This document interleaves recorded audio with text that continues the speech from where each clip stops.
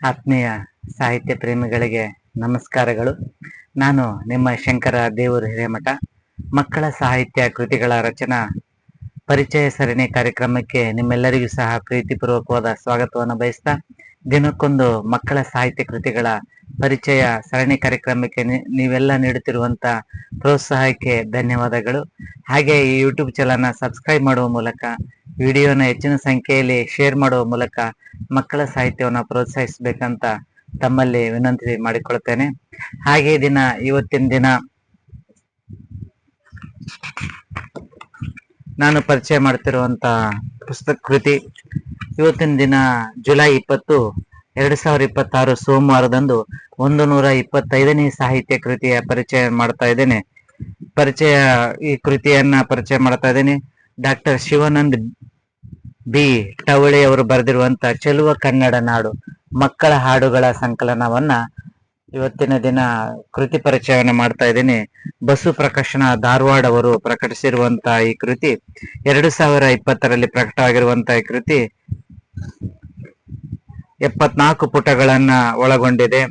ಹಾಗೆ 80 ರೂಪಾಯಿ ಬೆಲೆಯನ್ನ ನಿಗದಿಪಡಿಸಲಾಗಿದೆ. ಮುನ್ನುಡಿಯನ್ನ BR ಪೊಲೀಸ್ ಪಾಟೀಲ್ ಬೆಂಗಳೂರು ಅವರು ಮುನ್ನುಡಿಯನ್ನ ಬರೆದಿದ್ದಾರೆ. ಹಾಗೆ ಬೆನ್ನುಡಿಯನ್ನ ಶಶಿಧರ್ ತೋಡ್ಕರ್ ಅವರು ಬೆನ್ನುಡಿಯನ್ನ ಬರೆದಿದ್ದಾರೆ. ಕನ್ನಡ ನಾಡಿನ ಚೆಲುವ ಕನ್ನಡ ನಾಡು ಅನ್ನುವಂತ ಈ ಕವನ ಸಂಕಲನದ ಮಕ್ಕಳ ಹಾಡುಗಳ ಸಂಕಲನದಲ್ಲಿ ಕನ್ನಡ ನಾಡಿನ ಕುರಿತಾಗಿರುವಂತ ಕವಿತೆಗಳನ್ನ ನಾವು ಹಾಡುಗಳನ್ನ ನೋಡ್ಬೋದು. ಪ್ರಾಚೀನ ಭಾರತದ ಇತಿಹಾಸದಲ್ಲಿ ಕನ್ನಡ ನಾಡಿನ ವೀರರು ಪರಾಕ್ರಮಿಗಳು ಸಾಹಸಿಗಳಾಗಿದ್ದು, ಕನ್ನಡ ನಾಡನ್ನ ಭಾರತ ದೇಶವನ್ನ ಹೊರಗಡೆನ ಸಹ ಕನ್ನಡ ನಾಡನ್ನ ಆಳಿರುವಂತ ರಾಜರನ್ನ ನಾವು ಕನ್ನಡ ನಾಡಿನಲ್ಲಿ ಕಾಣುತ್ತೇವೆ. ಅಂತಹ ಕನ್ನಡಿಗನ ಎದೆಯಲ್ಲಿ ಕನ್ನಡ ಪ್ರೇಮ ಕಡಿಮೆ ಆಗಿರುವುದು ಇಂದಿನ ದಿನದ ದುಸ್ಥಿತಿ. ಹಾಗೆ ಅಂದಿನ ದಿನದಲ್ಲಿ ಕರ್ನಾಟಕ ಬಲ ಅನ್ನುವಂತ ಒಂದು ವೀರಾದಿ ಸೈನಿಕರ ಸೈನ್ಯವನ್ನ ಕಟ್ಟಿ ಹೋರಾಡಿರುವಂತ ಕನ್ನಡಿಗರ ಕುರಿತಾಗಿರುವಂತ ಕನ್ನಡ ನಾಡಿನ ಕುರಿತಾಗಿರುವಂತ ಹಲವಾರು ಕವಿತೆಗಳನ್ನ ನಾವು ಈ ಕವನ ಸಂಕಲನದಲ್ಲಿ ಕಾಣಬಹುದು. ಕಾವ್ಯವೆಂದರೆ ಅಂಡೆಯಲ್ಲಿ ಇಡಿಸಬಹುದಾದಷ್ಟು ಸಾಮಗ್ರಿಗಳನ್ನ ಗಿಂಡಿಯಲ್ಲಿ ಇಡಿಸುವಂತ ಪ್ರಯತ್ನವೇ ಕಾವ್ಯವನ್ನ ಕಟ್ಟುವ ಕಲೆ. ಯಾಕಂದ್ರೆ ಬಹಳಷ್ಟು ವಿಷಯಗಳನ್ನ ಸರಳವಾಗಿ ಕಡಿಮೆ ಪದಗಳಲ್ಲಿ ಹಿಡಿದಿಡುವಂತ ಪ್ರಯತ್ನ ಕಾವ್ಯದಲ್ಲಿ ಆಗುತ್ತೆ. ಅದೇ ರೀತಿ ಮಕ್ಕಳ ಹಾಡುಗಳಲ್ಲಿಯೂ ಸಹ ಅಂತ ಒಂದು ಪ್ರಯತ್ನವನ್ನ ಮಾಡ್ತೀವಿ. ಹಾಗೆ ಕಸಬೇರ ಸಂತಾನ ಅಲ್ಲ ನಾ ತಿಳಿತ, ಬಾ ಅಂದ್ರೆ ಬರುವವಳು ಅಲ್ಲ, ಬೇಕು ಅಂದಾಗ ಒದಗೋಳು ಅಲ್ಲ, ಮಸ್ತಿಗೆ ಮಣಿಯೋದಿಲ್ಲ, ಸುಸ್ತಿಗೆ ಒಲಿಯೋದಿಲ್ಲ, ಮುಂಜಾನೆ ಅರಳಿ ಸಂಜೆಗೆ ಬಾಡೋ ಹೂವು ನಾನಲ್ಲ, ಭಗೀರಥನ ಬೆವರ ಹನಿ ಟಪ್ಪಂತ ಬೀಳೋತ್ಲೆ, ಏಸೋಗಳಿಗೆ ಎಪ್ಪು ಕರಗಿ ಹರಿದು ಬರುವಾಕಿ ನಾ ಕವಿತೆ, ಕಸಬೇರ ಸಂತಾನ ಅಲ್ಲ ನಾ ತಿಳಿತ ಅನ್ನುವಂತ ಕವಿತೆಯ ಕುರಿತಾಗಿ, ಕವಿಯಾಗುವವನ ಕುರಿತಾಗಿ ಬರೆದಿರುವಂತ ಎಚ್ಚರಿಕೆಯ ನುಡಿಗಳು ಇವು. ಸಾವಿರಾರು ವರ್ಷಗಳಿಂದ, ಲಕ್ಷಾಂತರ ವರ್ಷಗಳಿಂದ ಕವಿತೆಗಳನ್ನ ಬರಿತಾನೆ ಇದ್ದಾರೆ. ಆದ್ರೆ ಒಬ್ಬರು ಬರೆದಂತ ಕವಿತೆಗಳನ್ನ ಮತ್ತೊಬ್ಬರು ಬರೆದಿಲ್ಲ. ಹಾಗೆ ಮತ್ತೊಬ್ಬರ ಕವಿತೆಗಳು ಮತ್ತೊಬ್ಬರ ಕವಿತೆಗಳನ್ನ ಹೋಲುವುದಿಲ್ಲ. ಬೇರೆ ಬೇರೆ ವಿಷಯ ವಸ್ತುಗಳನ್ನ ಇಟ್ಕೊಂಡು ಕವಿತೆ ಬರೆಯೋದನ್ನ ನಾವು ಕಾಣಬಹುದು. ಅದೇ ರೀತಿಯ ಕವಿತೆಗಳನ್ನ ನಾವು ಈ ಕವನ ಸಂಕಲನದಲ್ಲಿ ಕಾಣಬಹುದು.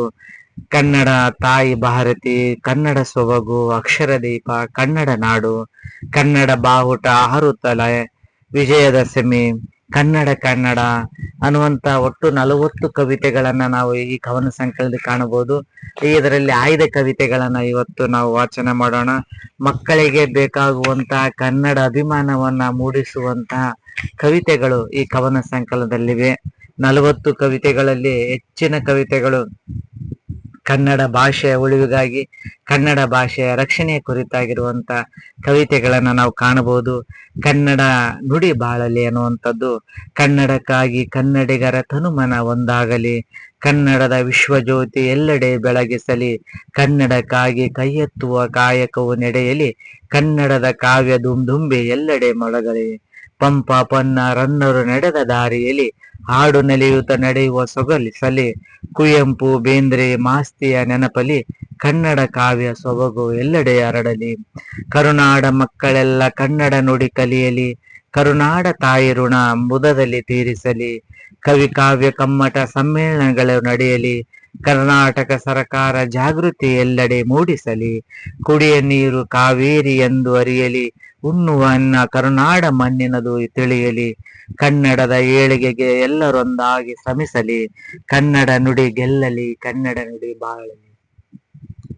ಈ ಕವಿತೆ ನಾವು ಮಕ್ಕಳ ಸಾಹಿತ್ಯದಲ್ಲಿ ಶಿಶು ಸಾಹಿತ್ಯ, ಬಾಲ ಸಾಹಿತ್ಯ, ಮಕ್ಕಳ ಸಾಹಿತ್ಯ ಅಂತ ಕಾಡ್ತೀವಿ. ಈ ಪ್ರೌಢಶಾಲೆಯ ಮಕ್ಕಳನ್ನೇ ಕುರಿತಾಗಿ ಬರೆದಿರುವಂತ ಕವಿತೆಗಳು, ಇಲ್ಲಿರುವಂತ ಬಹುತೇಕ ಕವಿತೆಗಳು ಮಕ್ಕಳಲ್ಲಿ ದೇಶ ಪ್ರೇಮದ ಜೊತೆಗೆ ನಾಡಿನ ಪ್ರೇಮ, ಭಾಷಾ ಪ್ರೇಮವನ್ನ ಬೆಳೆಸುವಂಥದ್ದು. ಕನ್ನಡಿಗರ ಒಂದು ಕನ್ನಡವನ್ನ ಉಳಿಸುವ ನಿಟ್ಟಿನಲ್ಲಿ ತನುಮನಧನದಿಂದ ಎಲ್ಲರೂ ಒಂದಾಗಬೇಕು, ಕನ್ನಡದ ವಿಶ್ವ ಜ್ಯೋತಿಯನ್ನ ಬೆಳಗಿಸಲು ಅನ್ನುವಂಥದ್ದು ಲೇಖಕರಲ್ಲಿರುವಂತ ಆಶಯ. ಕನ್ನಡ ಭಾಷೆ ಶ್ರೀಮಂತಿಕೆಯಿಂದ ಕೂಡಿದ್ದರೂ ಸಹ ಇವತ್ತು ಕನ್ನಡ ಭಾಷೆಯನ್ನ ಬಳಸುವಂತರ ಸಂಖ್ಯೆ ಕಡಿಮೆ ಆಗ್ತಾ ಇದೆ. ಹಾಗಾಗಿ ಆ ರೀತಿ ಆಗ್ಬಾರ್ದು. ಕನ್ನಡವನ್ನ ಪಂಪ, ಪೊನ್ನ, ರನ್ನರಿಂದ ಹಿಡಿದು ಕುವೆಂಪು, ಬೇಂದ್ರೆ, ಮಾಸ್ತಿಯವರಿಗೂ ಸಹ ಕನ್ನಡವನ್ನ ಕಟ್ಟುವ ಕೆಲಸ ಆಗಿದೆ. ಮುಂದಿನ ಸಹ ಕರುನಾಡ ಮಕ್ಕಳೆಲ್ಲ ನಾವು ಸೇರಿ ಕನ್ನಡವನ್ನ ಕಟ್ಟೋಣ, ಕವಿ ಕಾವ್ಯ ಕಮ್ಮಟಗಳನ್ನ ಮಾಡೋಣ. ಆ ಮೂಲಕ ಕನ್ನಡ ಭಾಷೆಯನ್ನ, ಒಂದು ಭಾಷೆ ಉಳಿಬೇಕಂದ್ರೆ ಭಾಷೆಯನ್ನ ಬಳಸಿದ್ರೆ ಭಾಷೆ ಉಳಿಯುತ್ತೆ. ಹಾಗಾಗಿ ನಾವು ಹೆಚ್ಚಿನ ಸಂಖ್ಯೆಯಲ್ಲಿ ನಾವು ಬಳಸ್ತಾ ಇದ್ರೆ ಮಾತ್ರ ಭಾಷೆ ಉಳಿಯಕ್ಕೆ ಸಾಧ್ಯತೆ ಇದೆ. ಹಾಗೆ ನಾವು ಕನ್ನಡ ಭಾಷೆಯನ್ನ ಉಳಿಸಬೇಕು ಅನ್ನುವಂಥದ್ದು. ಹಾಗೆ ಜ್ಞಾನಪೀಠ ಪ್ರಶಸ್ತಿ ಬಂದಂತ ಸಂದರ್ಭದಲ್ಲಿ ಚಂದ್ರಶೇಖರ್ ಕಂಬಾರ್ ಅವರಿಗೆ ಜ್ಞಾನಪೀಠ ಪ್ರಶಸ್ತಿ ಬಂದಾಗ ಬರೆದಿರುವಂತ ಒಂದು ಕವಿತೆ, ಜ್ಞಾನಪೀಠ ಸೇರಿತು ಮುಡಿಗೆ. ನಮ್ಮ ಗೋಡಗೇರಿಯ ಚಂದ್ರಶೇಖರ ಕಂಬಾರರು ಕಾವ್ಯಗಳ ಕಲ್ಪನೆಯಲ್ಲಿ ಶಿವಪುರ ಸೃಷ್ಟಿಸಿದವರು. ಕನ್ನಡಿಗರಿಗೆ ಜ್ಞಾನಪೀಠ ಸಂಭ್ರಮ ಹೆಚ್ಚಿಸಿದವರು. ತ್ರಿಪದಿ ಹೇಳುತ್ತಿದ್ದ ತಾಯಿ ಅವರ ಕಾವ್ಯದ ಗುರು. ಕನ್ನಡ ನುಡಿಗೆ ಶೃಂಗ ಸದೃಶ್ಯ ಪುರಸ್ಕಾರದ ಪುಳಕ. ದೇಶೀಯ ಕಾವ್ಯಗಳಲ್ಲಿ ಆಡು ನುಡಿಯ ಕೈಚಳಕ. ವಿಭಿನ್ನ ನೆಲೆಯಲ್ಲಿ ಚಿಂತಿಸಿದ ಸಂಸ್ಕೃತಿ ಚಿಂತಕ. ಉತ್ತರ ಕರ್ನಾಟಕದ ಜನಪದ ಸಂಶೋಧಕ. ಆಯ್ದ ಕವನಗಳ ಹೇಳ್ತೀನಿ ಕೇಳ ಚಕೋರಿ. ಜಿ.ಕೆ. ಮಾಸ್ತರರ ಪ್ರಣಯ ಪ್ರಸಂಗ ಕಾದಂಬರಿ. ಅಣ್ಣ ತಂಗಿ ಸಿಂಗಾರವ್ವ ಮತ್ತು ಅರಮನೆಯ ಸಿರಿ. ಮುಡಿಸಿವೆ ಕನ್ನಡ ನಾಡಿಗೆ ಜ್ಞಾನಪೀಠದ ನವಗಿರಿ. ಜೋ ಕುಮಾರಸ್ವಾಮಿ ಅನಬೇಕು ನಾಡೊಳಗೆ. ಬೆಪ್ಪು ತಕ್ಕಡಿ ಬೋಳೆ ಶಂಕರ ಹರಕೆಯ ಕುರಿಗೆ. ಸಂಗ್ಯಬಾಳ ತುರ್ಕನ ಕನಸು ಸಿರಿ ಸಂಪಿಗೆ. ನಾಟಕ ರಚನೆಗೆ ಜ್ಞಾನಪೀಠ ಸೇರಿತು ಮುಡಿಗೆ.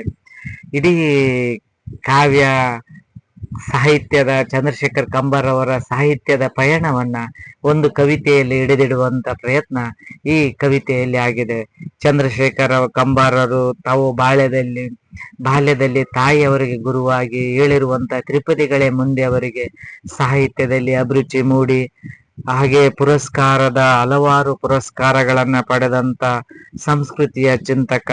ಹಾಗೆ ಆಯ್ದ ಕವನಗಳನ್ನ, ಕಾದಂಬರಿಗಳನ್ನ, ನಾಟಕಗಳನ್ನ ಬರೆದು ಅವರ ಸಾಹಿತ್ಯ ಸೇವೆಗೆ ಜ್ಞಾನಪೀಠ ಪ್ರಶಸ್ತಿಯೇ ಒಲಿದು ಬಂತು ಅನ್ನುವಂಥದ್ದು ವ್ಯಕ್ತಿ ಪರಿಚಯವನ್ನ ತಿಳಿಸುವಂತ ಪ್ರಯತ್ನವನ್ನ ಈ ಕವಿತೆಯಲ್ಲಿ ಮಾಡಿದ್ದಾರೆ. ಇನ್ನು ಹಬ್ಬಗಳು ಅನ್ನುವಂಥದ್ದು, ನಾವು ಯಾವ್ಯಾವ ಹಬ್ಬಗಳನ್ನ ಆಚರಿಸ್ತೀವಿ, ಹಬ್ಬಗಳ ವೈಜ್ಞಾನಿಕ ಹಿನ್ನೆಲೆಯ ಕುರಿತಾಗಿ ಮಕ್ಕಳಿಗೆ ಅದರ ಅರಿವು ಹಾಗೂ ಅದರ ವಿಸ್ತಾರದ ಜ್ಞಾನ ಸಹ ಮಕ್ಕಳಿಗೆ ಅವಶ್ಯಕವಾಗಿ ತಿಳಿಸುವಂತ ಪ್ರಯತ್ನ ಹಬ್ಬಗಳ ಸಂಭ್ರಮದಿ ಆಚರಿಸಲು ಬನ್ನಿ. ಮನುಕುಲದ ಒಳಿತಿಗಾಗಿ ಆಚರಣೆಗಳ ತನ್ನಿ. ಹೊಸ ಫಸಲನ್ನು ಪೂಜಿಸುವ ಹಬ್ಬ ಸಂಕ್ರಾಂತಿ. ಹೆಚ್ಚುವುದು ಸುಖ ರೈತರ ಮೊಗದಲ್ಲಿ ಕಾಂತಿ. ಪಾರ್ವತಿ ಪತಿಯ ದಿನ ಸ್ತುತಿಸುವುದೇ ಶಿವರಾತ್ರಿ. ಮಾಡುವರು ಉಪವಾಸ ಜಾಗರಣೆ ಅಹೋರಾತ್ರಿ. ಕಾಮನ ದಹಿಸಿದ ದಿನವೇ ಆಚರಿಸು ರಂಗಪಂಚಮಿ. ಹರ್ಷದಿ ಎರಚು ಎಲ್ಲರ ಮೇಲೆ ರಂಗರೊಂಗೆ ನೋಕುಳಿ. ವಸಂತಾಗಮನವೇ ಹೊಸ ವರ್ಷ ಯುಗಾದಿ. ತರುವುದು ಜನರಲ್ಲಿ ಸುಖ ಶಾಂತಿ ನೆಮ್ಮದಿ. ಬಸವಣ್ಣ ಹುಟ್ಟಿದ ದಿನವೇ ಬಸವ ಜಯಂತಿ. ನೆಚ್ಚಿದ ಬಸವಣ್ಣ ಪೂಜಿಸಲು ನೆಲೆಸಲು ಶಾಂತಿ. ನಾಡಿಗೆ ದೊಡ್ಡದು ನಾಗರ ಪಂಚಮಿ. ತವರಲಿ ಎಂಗಳೆಯರು ಜೀಕು ಜೋಕಾಲಿ. ಹಬ್ಬಗಳು ಹಾಗೂ ಹಬ್ಬದ ಹಿನ್ನೆಲೆಯಲ್ಲಿ ಮಾಡುವಂತ ಆಚರಣೆಗಳನ್ನ ಒಂದು ಕವಿತೆಯಲ್ಲಿ ಕಟ್ಟುವಂಥದ್ದು. ಅಂದ್ರೆ ಮಕ್ಕಳಿಗೆ ಒಂದು ಹಾಡು ಹೇಳಿದ್ರೆ ಹಾಡಿನಲ್ಲಿ ಕೆಲವೊಂದು ಹಬ್ಬಗಳ ಮಹತ್ವವನ್ನು ತಿಳಿಯುವಂಥದ್ದು. ಮನುಕುಲದ ಒಳಿತಿಗಾಗಿ ಆಚರಿಸುವಂತ ಹಬ್ಬಗಳು, ಹಾಗೆ ರೈತ ಬೆಳೆದುವಂತ ಫಸಲನ್ನ ಪೂಜಿಸುವಂಥದ್ದು ಸಂಕ್ರಾಂತಿ. ಹಾಗೆ ಶಿವನ ಪತಿ ಶಿವರಾತ್ರಿ, ಶಿವನನ್ನ ಆರಾಧಿಸುವಂಥದ್ದು, ಜಾಗರಣೆ ಮಾಡುವಂಥದ್ದು. ಕಾಮನನ್ನ ದಹಿಸಿ, ನಮ್ಮೆಲ್ಲ ದುಷ್ಟ ಚಟಗಳನ್ನ ದಹಿಸಿ ದುಷ್ಟ ಮಾರ್ಗಗಳನ್ನ ತ್ಯಜಿಸಿ ಸನ್ಮಾರ್ಗಕ್ಕೆ ತೋರಿಸುವಂಥದ್ದು. ಓ ಯುಗಾದಿ, ಇಡೀ ಪ್ರಕೃತಿ ತನ್ನ ದಿಕ್ಕನ್ನ ಬದಲಿಸುವಂಥದ್ದು, ಹೊಸತನವನ್ನ ಚಿಗುರಿಸುವಂತೆ, ಎಲೆ ಉದುರಿದಂತ ಚಿಗುರುವಂತ ಎಲೆ, ಹೊಸತನವನ್ನ ಹುಟ್ಟಿಸುವಂತ ಹಸಿರನ್ನೇ ಒದ್ದುಕೊಂಡಂತ ಯುಗಾದಿ. ಬಸವಣ್ಣನ ಸ್ಮರಣೆಗಾಗಿ ಬಸವ ಜಯಂತಿ. ಹಾಗೆ ನಾಗರ ಪಂಚಮಿ ತವರಿನಲ್ಲಿ ಹೆಣ್ಣುಮಕ್ಕಳು ತವರು ಮನೆಯಿಂದ ಉಂಡಿಯನ್ನು ತರುವಂತದ್ದು ಸಂಭ್ರಮ. ತವರು ಮನೆಯಿಂದ ಒಬ್ಬ ಸದಸ್ಯ ಬರ್ತಾನೆ, ಯಾರಾದ್ರೂ ಬರ್ತಾರೇನೋ ಅಂತ ಕಾಯುವಂಥದ್ದು ಒಂದು ನಾಗರ ಪಂಚಮಿ ಕುರಿತಾಗಿ. ಅಂದ್ರೆ ನಾವು ಆಚರಿಸುವಂತ ಹಬ್ಬಗಳೆಲ್ಲವೂ ಸಹ, ಪ್ರತಿಯೊಂದು ಹಬ್ಬಗಳು ಸಹ ರೈತಾಪಿ ವರ್ಗದಿಂದ, ನಾವೆಲ್ಲೋ ಕೃಷಿ ಕುಟುಂಬದಿಂದ ಬಂದಂತವರಾಗಿರೋದ್ರಿಂದ ಕೃಷಿಗೆ ಸಂಬಂಧಿಸಿದಂತ ಹಬ್ಬಗಳನ್ನೇ ನಾವು ಆಚರಿಸ್ತೇವೆ. ಅದರ ಕುರಿತಾಗಿರುವಂತ ವೈಜ್ಞಾನಿಕ ಹಿನ್ನೆಲೆಯನ್ನು ಸಹ ನಾವು ಅರಿತುಕೊಂಡು ಹಬ್ಬಗಳನ್ನು ಆಚರಿಸುವಂತ ಕುರಿತಾಗಿರುವಂತ ಒಂದು ಕವಿತೆ. ಹಾಗೆ ಮನುಷ್ಯ ಆಗ್ತೀನಿ ಅನ್ನುವಂತ ಕವಿತೆಯಲ್ಲಿ, ನಾ ಗಟ್ಟಿ ಆಗ್ತೀನಿ, ಜಗವ ಮೆಟ್ಟಿ ನಿಲ್ತೀನಿ, ದೇವರ ಮುಟ್ಟಿ ಹೇಳ್ತೀನಿ, ಮನುಷ್ಯ ಆಗ್ತೀನಿ, ಸೇಂದಿ ಸರಾಯಿ ಬಿಡ್ತೀನಿ, ಗುಟ್ಕಾ ಮಟ್ಕಾ ಬಿಡ್ತೀನಿ, ಹೆಂಡ್ರು ಮಕ್ಕಳ ಸಾಕ್ತೀನಿ, ಒಳ್ಳೆ ಮನುಷ್ಯ ಆಗ್ತೀನಿ, ದಿನ ಹಟ್ಟಿ ಗುಡಿಸ್ತೀನಿ, ರಟ್ಟೆ ಮುರಿದು ದುಡಿತೀನಿ, ರೊಟ್ಟಿ ತಿಂತೀನಿ, ಒಳ್ಳೆ ಮನುಷ್ಯ ಆಗ್ತೀನಿ, ಪಟ್ಟ ಕಷ್ಟವ ಮರಿತೀನಿ, ರಾತ್ರಿ ಶಾಲೆ ಕಲಿತೀನಿ, ಕನ್ನಡ ಅಕ್ಷರ ತಿಳಿತೀನಿ, ಒಳ್ಳೆ ಮನುಷ್ಯ ಆಗ್ತೀನಿ, ಕೆಟ್ಟ ಇರುಳ ನೂಗ್ತೀನಿ, ನಾಳೆ ಬೆಳಕಿಗೆ ಕಾಯ್ತೀನಿ, ಎಲ್ಲರ ಹಾಗೆ ಬಾಳ್ತೀನಿ, ಒಳ್ಳೆ ಮನುಷ್ಯ ಆಗ್ತೀನಿ. ಈ ಕವಿತೆಯಲ್ಲಿ ನಾವು ಮನುಷ್ಯ ಆಗ್ತೇನೆ ಅನ್ನುವಂತ ಒಂದು ಕವಿತೆ. ಯಾಕಂದ್ರೆ ನಾವು ಓದಿ ವಿದ್ಯಾವಂತನಾಗ್ಬೋದು, ಆದ್ರೆ ಮನುಷ್ಯ ಆಗ್ಬೇಕು. ಮನುಷ್ಯ ಸಂಸ್ಕಾರದಿಂದ ಮನುಷ್ಯ ಆಗ್ತಾನೆ.